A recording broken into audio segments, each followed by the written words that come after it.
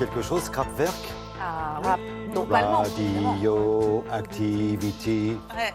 This is the end for connaissez you. bien les and paroles, I. hein. Dis donc, comment ça se fait? Vous Oh là connaissez? là, comment ça se fait? Non, mais merci. Pardon. C'est toute une époque. Comment ça se fait? Excusez-moi, D'abord parce que Thierry, je vous maîtrise voyez très pas, bien l'anglais, Ah, pardon. un oui, peu moins c'est la vrai. radioactivité, un petit peu mieux Mais ça, Kraftwerk. je vous expliquerai la Voilà, un groupe radioactivité. très très connu dans les années 80, c'est 90, ça. voilà.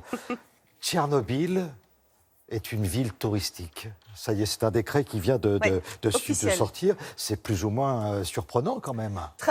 Décret donc signé par le président Volodymyr Zelensky. Vous savez, c'est ce jeune président fraîchement élu qui, en fait, à la base, n'est pas politicien. Hein. Il est comédien et humoriste.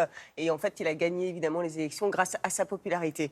Alors, oui, c'est vrai, le tourisme donc, a augmenté aujourd'hui, en partie, vous savez, grâce à la série Tchernobyl, qui a eu un succès absolument planétaire. Ils sont passés, en tout cas, les touristes sont passés de 30 000 à 80 000 en un an. Donc, c'est assez important.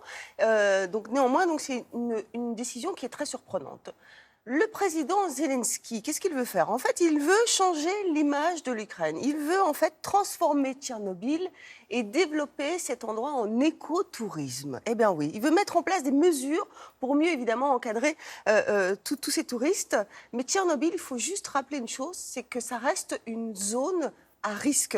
C'est-à-dire qu'il y a une ville, par exemple, juste à côté qui s'appelle Pripyat, qui est juste à côté de la centrale nucléaire et qui, elle, est encore une zone hautement radioactive. C'est vraiment important de le préciser. Il y a des règles, évidemment, de sécurité à respecter. C'est Galia Ackerman qui nous raconte ça, qui est une spécialiste de la Russie, qui connaît très bien les lieux, puisqu'elle y est allée plusieurs fois. Alors, explication tout de suite, regardez.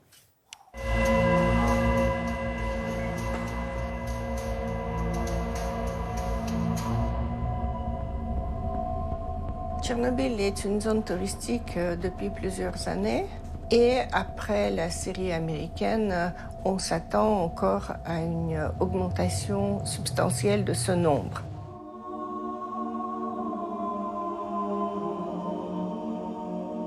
Parmi les touristes qui viennent à Tchernobyl, il y a des gens qui veulent avoir des sensations fortes. Pour d'autres, l'intérêt est franchement historique. Pas seulement l'histoire de la catastrophe, mais aussi la possibilité de voir une ville soviétique. La flore et la faune semblent prospérer en absence de l'homme. 80% de cette zone est boisée. Il y a beaucoup d'animaux.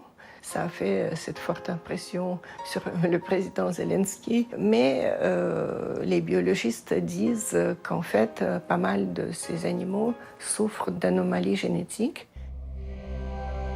Il ne faut pas oublier que Tchernobyl, c'est aussi la plus grande décharge nucléaire de la planète. Il y a des règles de sécurité à respecter. On ne peut pas aller comme on va à Disneyland. C'est une zone où il y a 1000 décharges nucléaires et où une grande partie de la zone est toujours contaminée. Maintenant, le lieu le plus contaminé, c'est la ville de Pripyat, cette ville fantôme.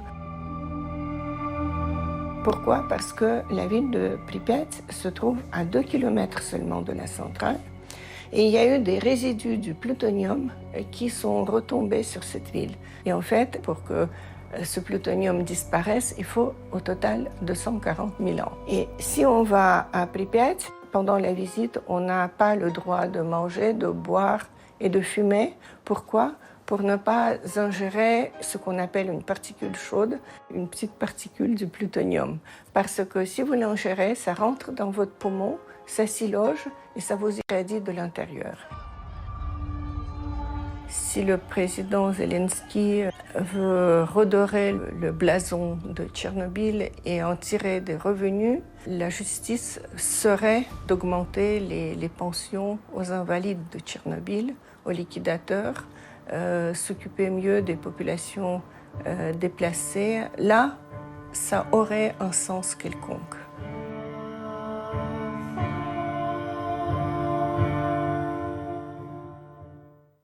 N'oublions pas que ces images-là, celles qu'on vient de voir, c'est des images de... C'est des images de 1986, le jour où on a demandé évidemment à tous les habitants de quitter les lieux. C'est quand même, il faut le rappeler quand même, c'est une tragédie, quoi, Tchernobyl. C'est exactement ça. La vie s'est arrêtée. Voilà, si vous voulez visiter Tchernobyl, vous avez bien évidemment le droit, mais sachez quand même, enfin en tout cas, n'oubliez pas qu'il y a eu une terrible tragédie sur ces lieux-là et respectez toutes ces personnes qui se sont sacrifiées, et qui ont beaucoup souffert et qui sont mortes. Donc c'est important effectivement de le rappeler. Galia Ackerman, c'est une grande spécialiste donc, de la Russie, comme je l'ai dit tout à l'heure. Elle a écrit 2 livres, et je vais les citer parce que c'est important.